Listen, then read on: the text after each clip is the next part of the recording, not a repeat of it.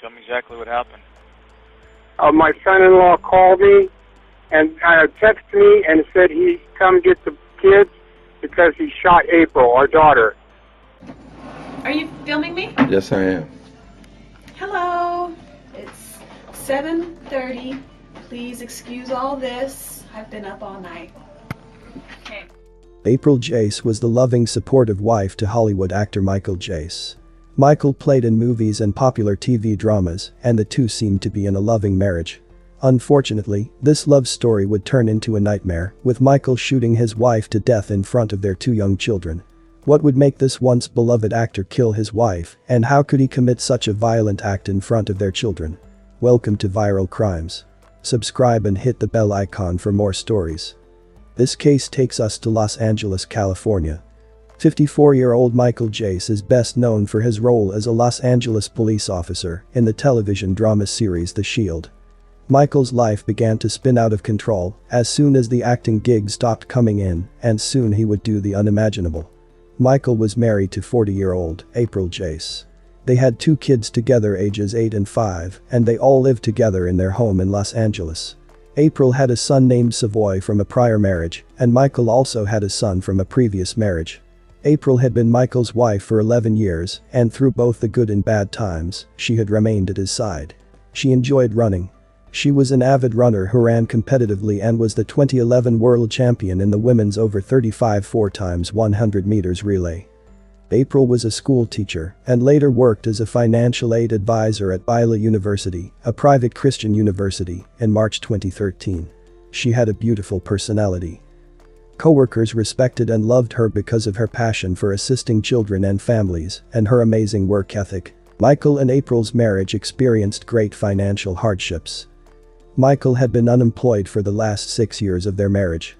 Michael started to struggle financially, and the couple's financial issues were made public in 2011 when he declared bankruptcy. He was having trouble finding employment and was around $500,000 in debt. His marriage began to fall apart as he resorted to self-medicating with alcohol. Michael had a friend, Kenneth Brown, who he met through church and also collaborated on the television series The Shield.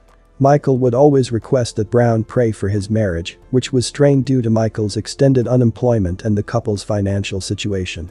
During a church security team training a few weeks prior to April's passing, Brown discovered that Michael was in possession of a firearm that had formerly belonged to April's father. On May 14, Michael contacted Brown to say that his marriage was in shambles.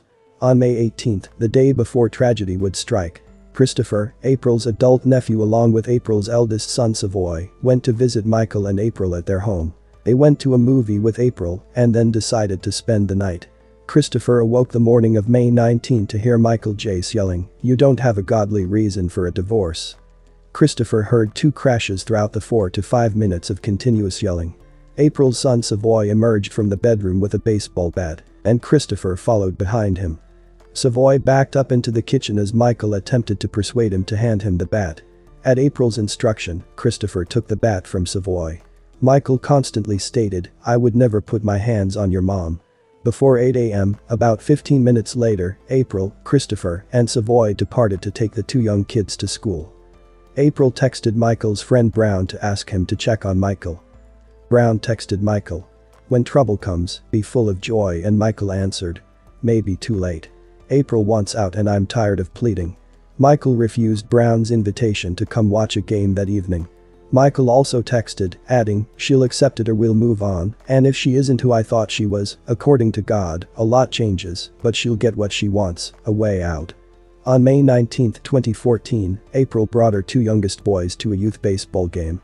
She enjoyed to watch her boys play from the stands, but on that particular day, Michael made it difficult for her to focus. He had been texting her constantly all day, accusing her of having an affair, while he continued to drink excessively. He kept making assumptions about who it was, despite her denials of the accusations. April expressed her fear of her unstable spouse and her apprehension about returning to the family home. Michael texted April 164 times between 9:43 a.m. and 8:12 p.m., and she replied to many of them. At around 10:45 a.m., April texted her husband, "I don't want you throwing things and breaking things and screaming lies to the boys. I am afraid to come home." Michael responded to April's text message and informed her that he had left the residence that the two of them had shared. However, it was a lie to convince her to come home. He was instead waiting for her with a handgun that was fully loaded. That afternoon, Michael texted April. "You've thrown me under the bus, April, and you are walking out on the boys." Michael accused April of being involved with another man, which she denied. He texted, "I'm just amazed at how comfortable a woman of God just walks out of a marriage." April responded, "Stop throwing the Bible at me."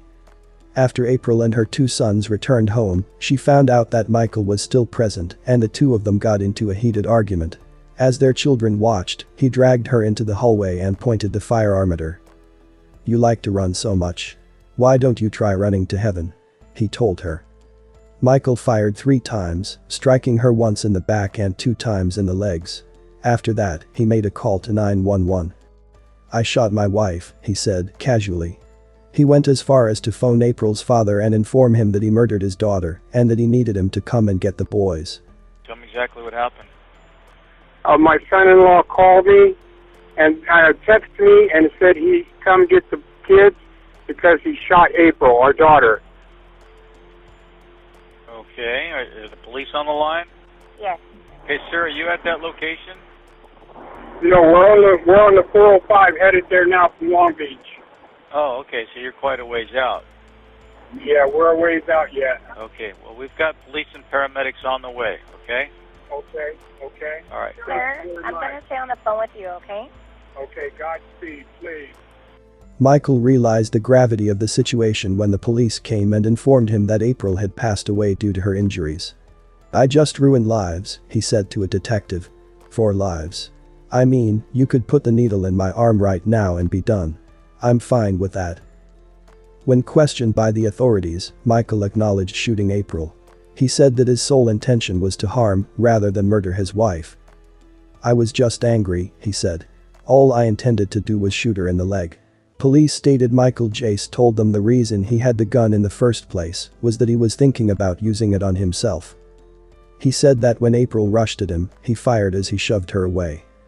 He was arrested and held on a $2 million bond after being charged with her murder. Actor best known for his role in the crime drama The Shield is being held for murdering his wife at their Hyde Park home. Actor Michael Jace was arrested last night at his family's home on Bryanhurst Avenue near West 54th Street. That's where we find CBS 2's Joy Benedict with the latest developments. Joy?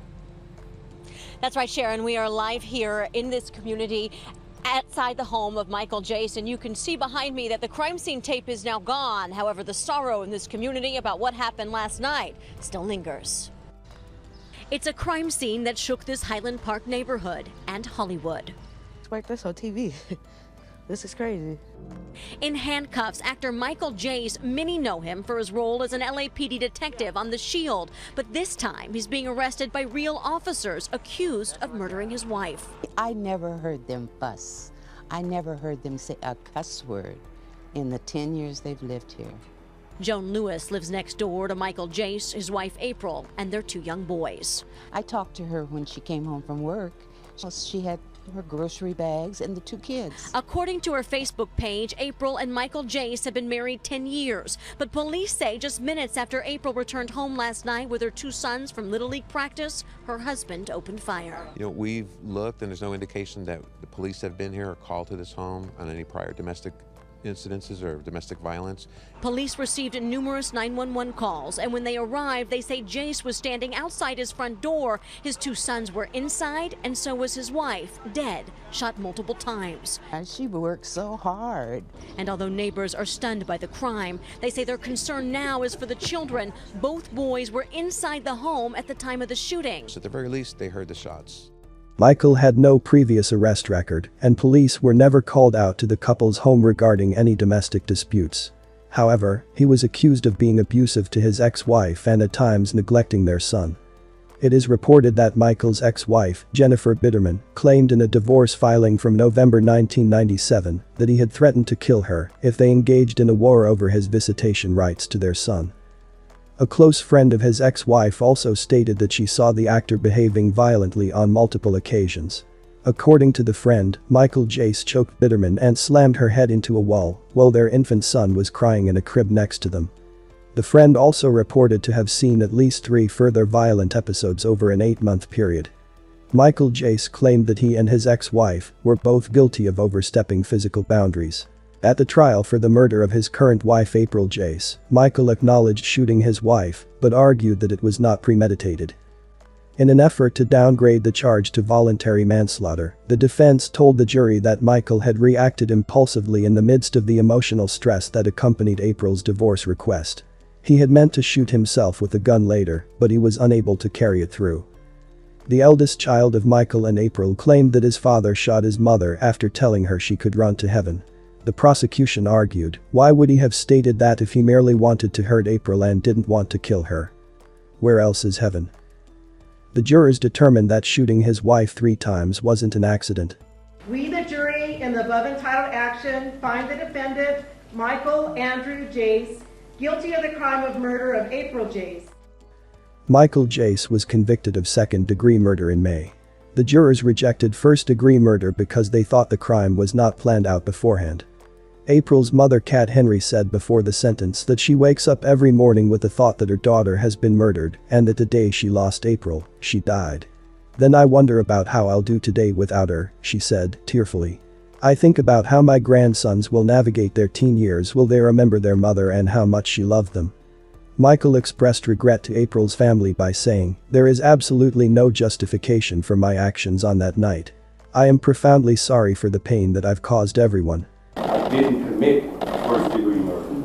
There was no premeditated anything. I realize it does not bring her back, and it doesn't help. But it would seem to me to matter that the facts of what happened be thought about and be dealt with in a forthright manner,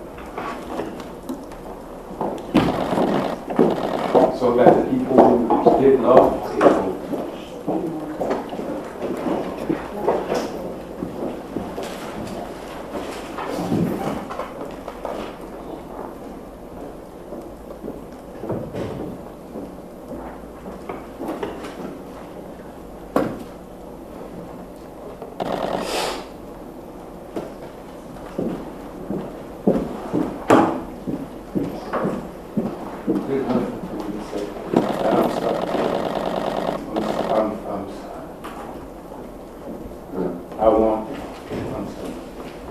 As he was trying to explain that the killing was not premeditated, April's mother stormed out in anger.